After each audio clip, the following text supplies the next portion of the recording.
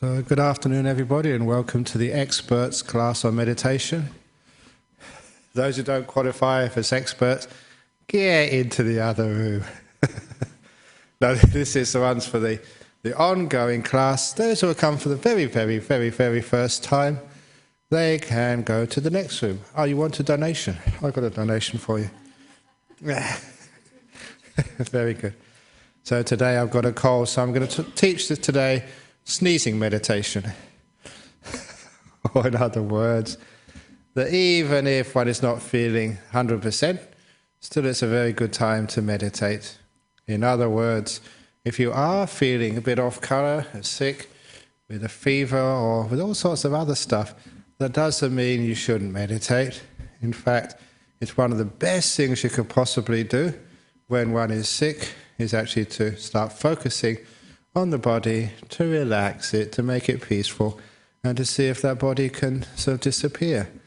Because from my experience, both personal and teaching others, is that the more you focus on the body, the more sort of it tends to get unbalanced, sick, and the symptoms seem to get worse. But if you can somehow take your mind off that body, by first of all relaxing it and then going into the realm of the mind, it seems to be that the sickness sometimes even vanishes. I know one of my stories. When I was a young man, not years ago, I'll be honest, many years ago when I was a young man, I was up in a university feeling really sick with a flu and a cold and everything else, and staying in bed while everybody else in the house I shared with fellow students, they went off to their lectures and I was there alone feeling terrible. And then there was a knock on the door and I didn't want to get out of bed, but the person kept on knocking, and so I dragged myself to the door. And there was somebody delivering what you used to call in those days, for somebody of my generation, the hi-fi system. The machine on which you could play sort of these, you remember the vinyl records? So it was just delivered, from my home in London to this place where I was staying. So I was very excited. I unpacked it, set it all up, which took a bit of a while, maybe half an hour, and I played my first vinyl record, which, surprise, surprise, happened to be Jimi Hendrix. And then I noticed my cold had totally disappeared.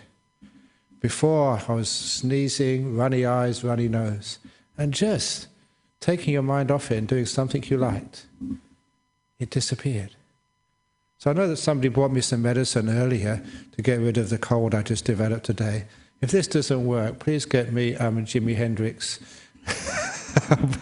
Let's see if that works. No, don't do that. I've got to be careful, because when I suggest these things, some people actually do it. They don't know the difference between a joke and a real thing. But just the reason, I often thought, why did that actually happen? And since that time, when I really got into meditation, since that time too, you can focus on some sort of sickness or illness and use your mindfulness on it, because what happens, what most people do when they feel a bit sick or ill or not sort of their best, is they try and always get rid of things. And what meditation does is allow you to be with things rather than trying to get rid of them. You're being here. You're being with things. You're allowing it to be. You're being kind to it. You're opening the door of your mind, of your heart, to whatever you're experiencing. Not trying to fight it or get rid of it. And just by doing that much, it takes away the tension and the stress, which often surrounds sicknesses and illnesses or pain or discomfort. It takes away that response, which tightens up the body. And when you loosen off the body, it does really seem that sort of the usual curative energies of the body can be free to heal, to help, to relieve, and very often just to get that sickness or whatever it is to totally disappear. So these days that, when you are really sick and you have to teach, and that's, most of my life these days, I have a schedule which I have to keep, and even if I'm sick, I have to be almost dead before I stop teaching. And even if I am sick and have a sleep, I'm sure that I'm giving a Dhamma talk in my sleep when I'm asleep, because I'm so used to talking. So what you do, if you have to perform, is just to relax the body, learn how to relax the mind, go deep inside, and really relax to the max. And of course, I've taught many of you for a long time now that the art of relaxation is just that combination between mindfulness and compassion. I said, I think last night, that if you want to define what meditation is, not by where it leads, but what you do to meditate, the process rather than the outcome. If you want to decide to define the process of meditation, you can very well define it as a combination of mindfulness and kindness. Put those two together, and that is a process which we call meditation. And especially when you focus that inside, your mindfulness of your body and eventually the mindfulness of the mental world, being kind to everything, and you just feel everything relaxes, becomes peaceful, becomes relieved and still. And often you do find these energies start to flow through your body. You can feel those energies. When it's really good healing energy, for me anyway, it always feels this very pleasant sort of force coming through the body, a bit of a joy, but it's a very pleasant feeling. You feel that energy coming through. That's very hard for me to describe it. And you realize that this is doing something wonderful for whatever sickness, pain, discomfort is actually happening in the body. You find that things really relax. And the nice thing with mindfulness is not just what keeps you aware of what's going on, it also gives you feedback. You're aware of how you feel, and you notice those feelings change.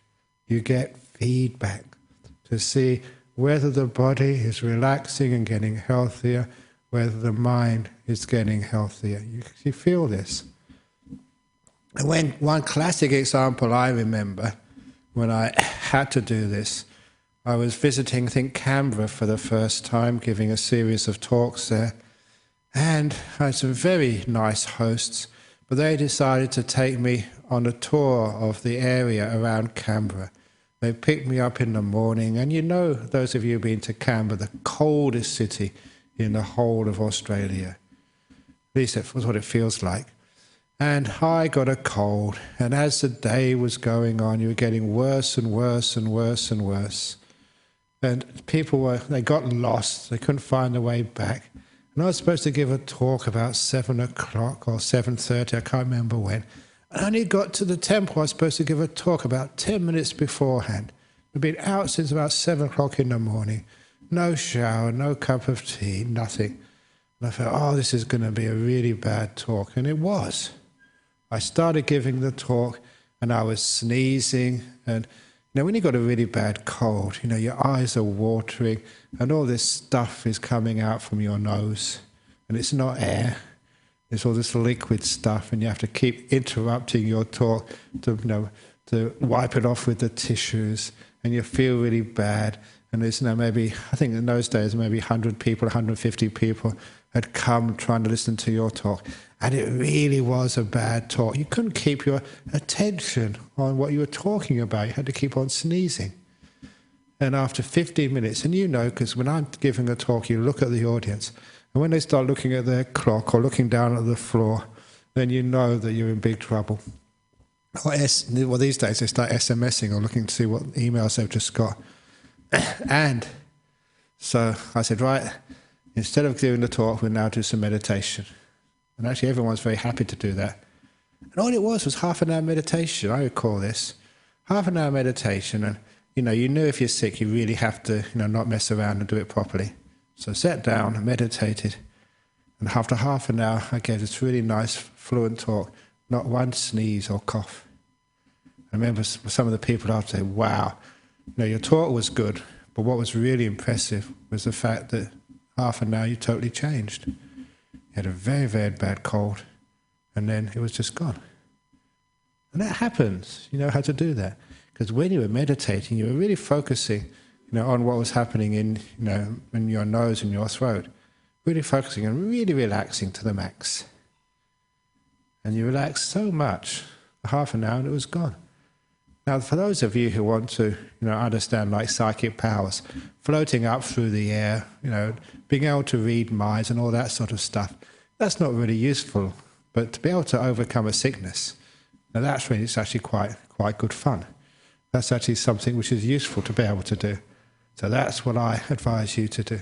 If you're sick, still come to the temple to meditate. If you're dying, still ask the nurse to sort of wheel you in on the gurney, and you can meditate in here, even if you've got drips. So it's a wonderful, wonderful thing to do, because it actually works. You can get amazing results from learning how to meditate. So today we're learning how to meditate, even if you're a little bit sick. So, before we actually start, I have to make the announcement again, because some people come in late. This is the ongoing class for those who meditated before. If you come to the Introduction to Meditation class, that is being held in the room to my right, because here we're going to meditate for about 45 minutes. If you haven't meditated before, that's a long time. So we advise you to go to the room on your right. Now we're going to meditate. As I say, you've been warned. So here we go. So if you like to get yourselves nice and comfortable in your meditation position, I will get my tissues close by to let go of all that stuff in my nose.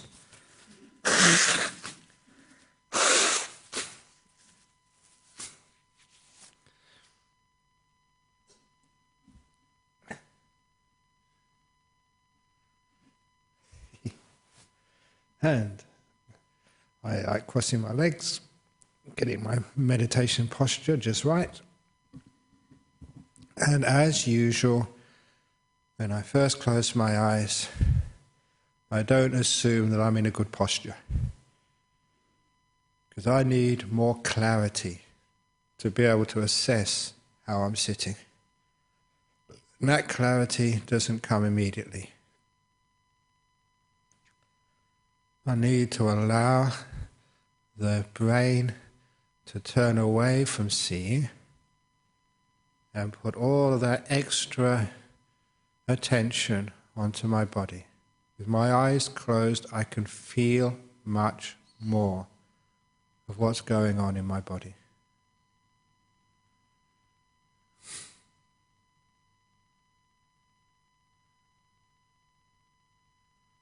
And feeling the body, I ask myself, how can I make my body more relaxed? What can I move? What can I scratch? What can I loosen so my body is more comfortable? Because I know I've got to sit like this for about 40-45 minutes. And if I'm careless at the beginning, it's going to disturb the middle and the end of my meditation. It's almost like the law of karma. If I'm heedless to my body at the beginning, I suffer later.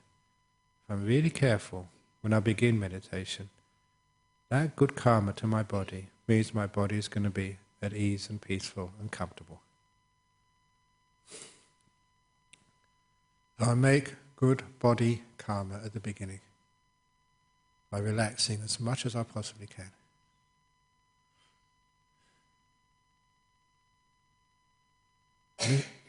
This does serve a dual purpose. It does give a comfortable body, but it also starts to point the mind towards mindfulness and kindness. So arouse these two magnificent qualities working together to make your body at ease.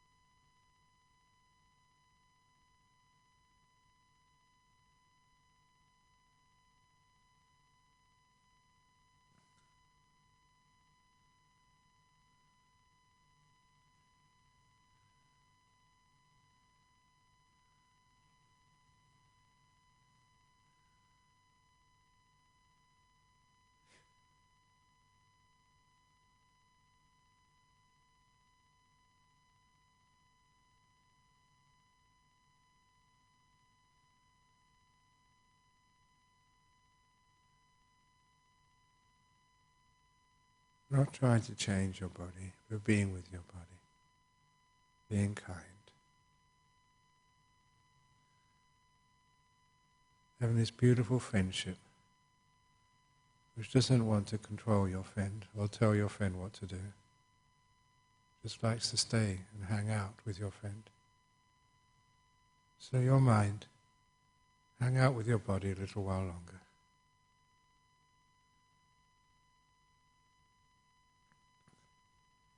Being very gentle to her.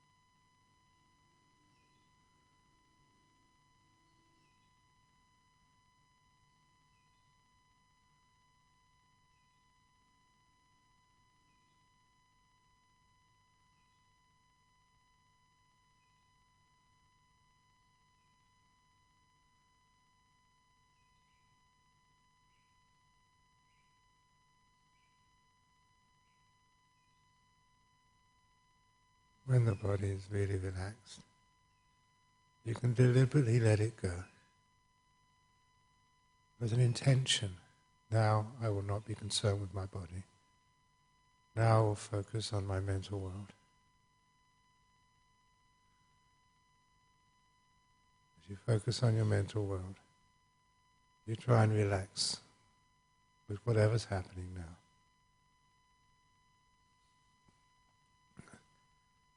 By being mindful of what's happening now and being kind, it's almost automatically you let go of the past and the future. Because your work in meditation is all to do with what's happening now.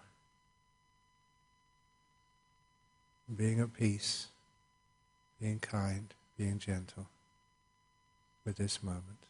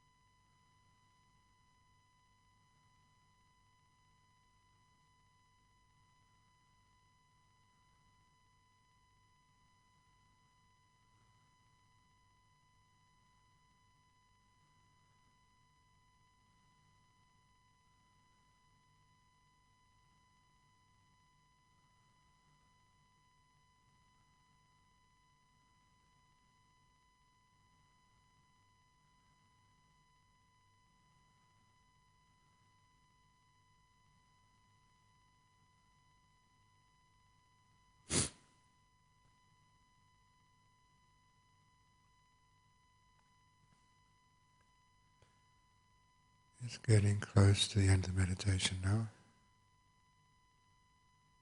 It's a time to reflect on the state of your mental world and body, and to recognize the difference from when you've started, to see how much relaxation, peace, ease and joy you've developed. And also reflect on what worked and what didn't.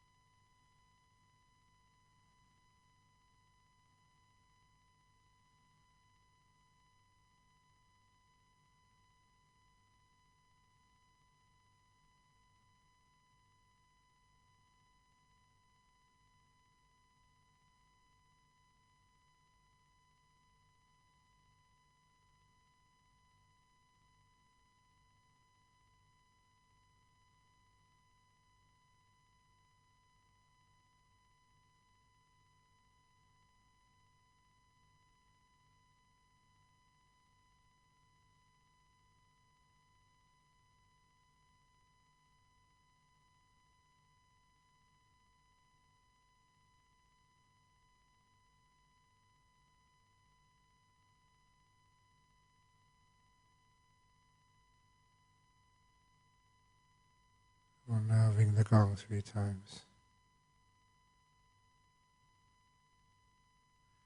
Please listen to every sound of the gong.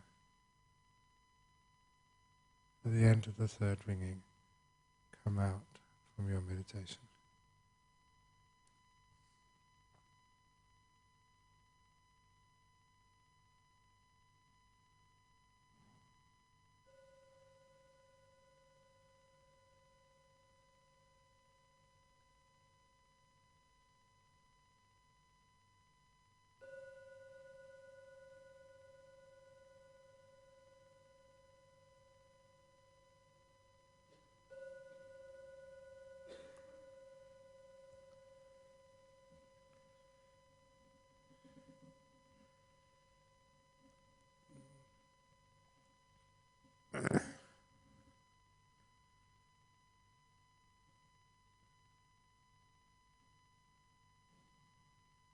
Very good.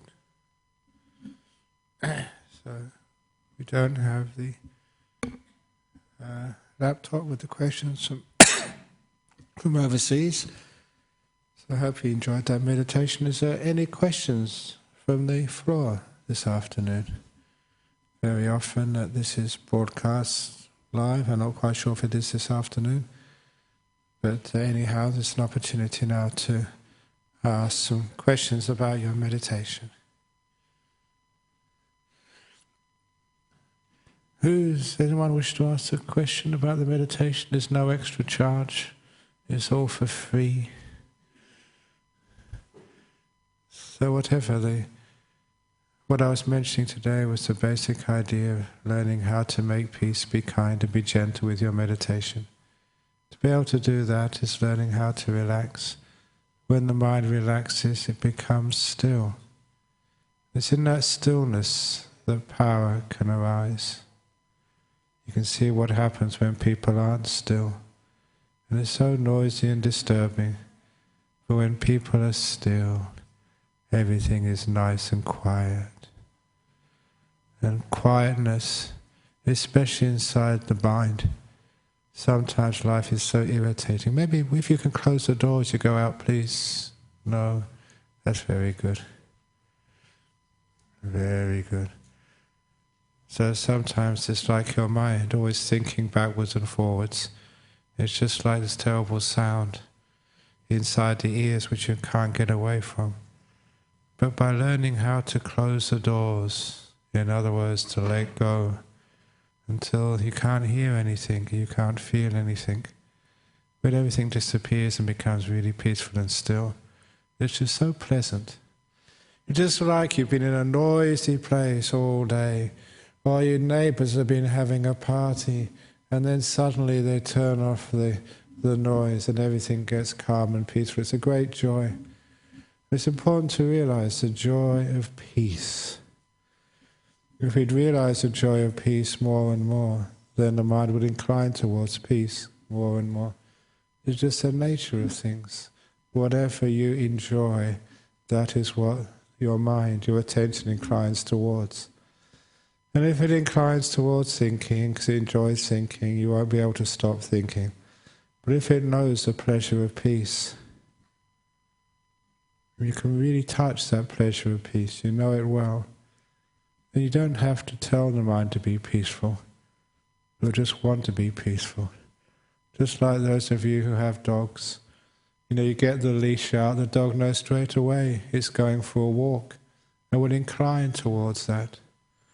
However, if you're taking the dog to the vet, you'll find the dog will usually hide because it doesn't like going. I remember this story of a man who was blind, had a blind guide dog, and he could never get the dog to go to the vet because whenever he'd rely upon the dog to guide him, and on purpose, the dog would always guide him away from the vet because he never liked going there. So if you've got a blind dog and the dog doesn't like the vet, it's very hard to get the dog to go to the vet because the dog guides you somewhere else. But in the same way, if your mind, if it doesn't like something, it will guide you away from it, against all your decisions and willpower. So one of the great tricks in meditation is to appreciate the delight, the joy of peace, just the beauty of silence. And the more you recognize that, really recognize that, soon just you can't stop the mind. The mind, when it gets even close to peacefulness, close to stillness, will just jump into it. That's actually what the Buddha said. And in some of the old teachings of the Buddha, he said, like a well-trained mind, it inclines, it leans, and it jumps into the beautiful states of mind. Basically, you see it close by, right, I'm getting into that. And you leap into the silence, into the peace, into the joy.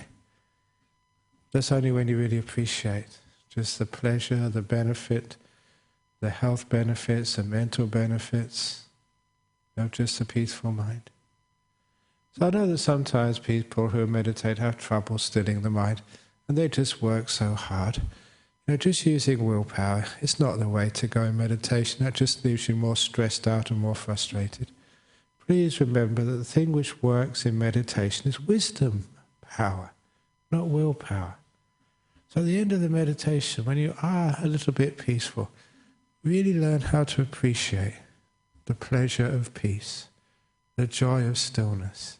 Whenever you even get close, just linger there and tell the mind, see mind, how pleasurable this is, see how joyful it is, see mind.